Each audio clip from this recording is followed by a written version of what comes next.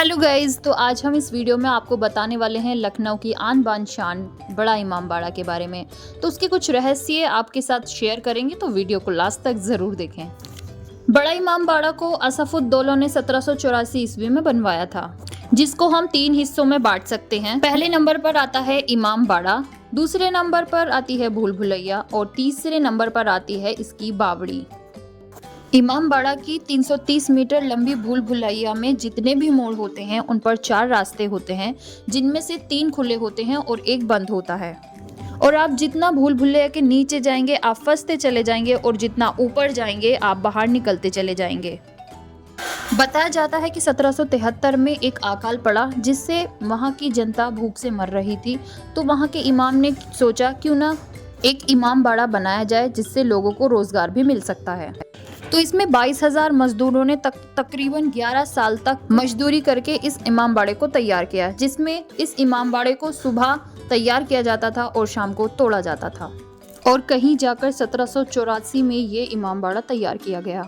इमाम बाड़ा तैयार करने में कहीं पर भी सीमेंट का यूज नहीं किया गया है। इसको बनाने के लिए उड़द की दाल, बेल, गोंद, गुड़, चूना और लाल मिट्टी का यूज किया गया है।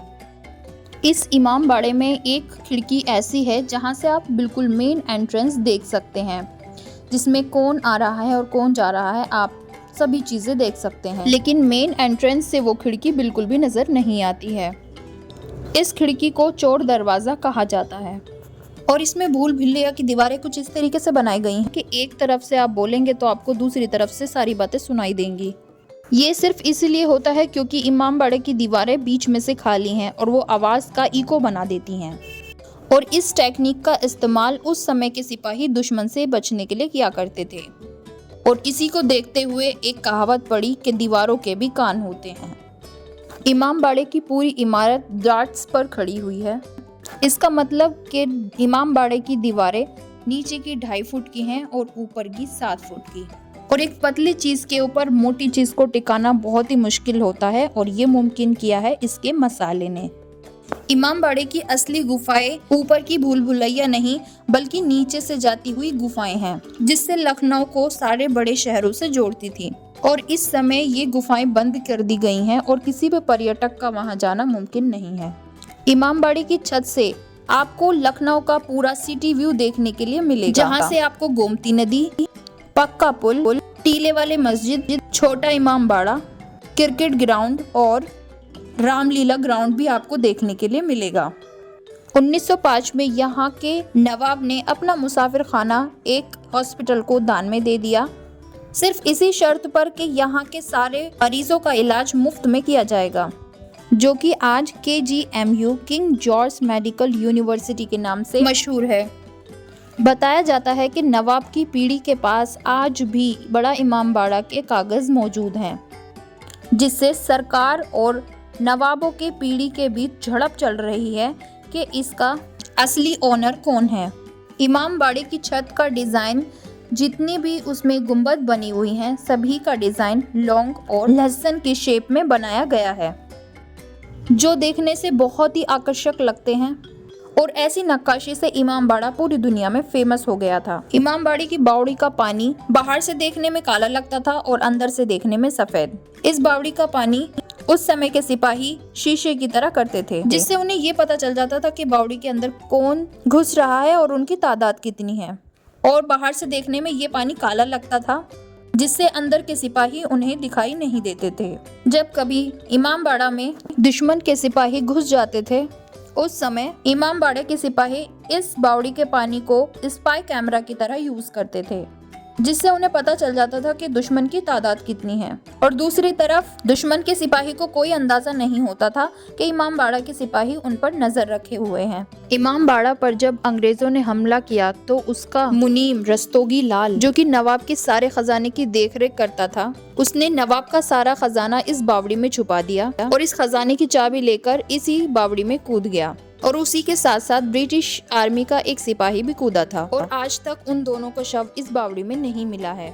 इसीलिए माना जाता है कि वो खजाना इस बावड़े में आज भी दफन है। जब नवाब के खजाने की देखरेख शुरू की गई तो वो खुदाई 2 जगह हुई, जिसमें 50 मजदूर काम कर रहे थे और उनकी मजदूर की गिनती में सिर्फ 49 मजदूर मिले। और जब पूछा गया कि 50वां मजदूर कहाँ गया तो तब पता चला कि 50वें मजदूर को खजाना मिला था और वो जितना भी खजाना उसको मिला वो लेकर उसको भाग गया।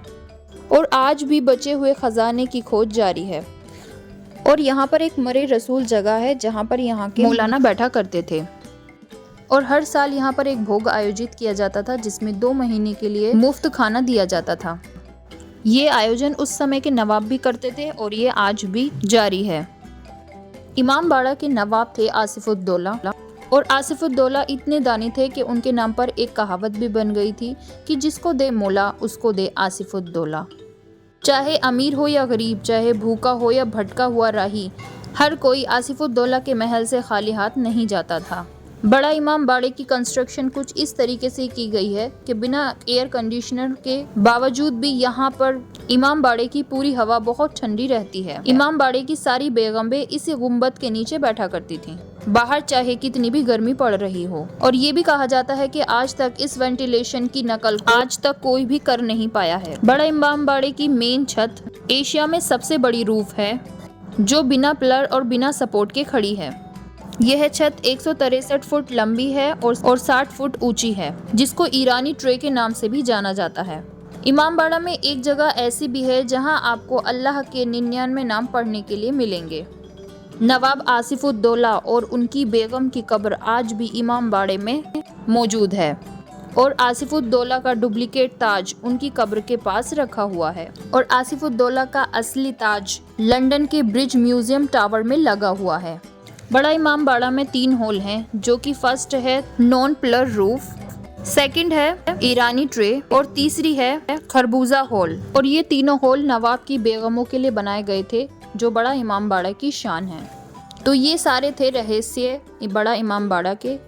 उम्मीद करते हैं आपको ये वीडियो अच्छी लगी होगी। अच्छी लगी हो तो वीडियो लाइक कीजिए, चैनल को सब्सक्राइब कीजिए। तो हम मिलेंगे नेक्स्ट वीडियो में।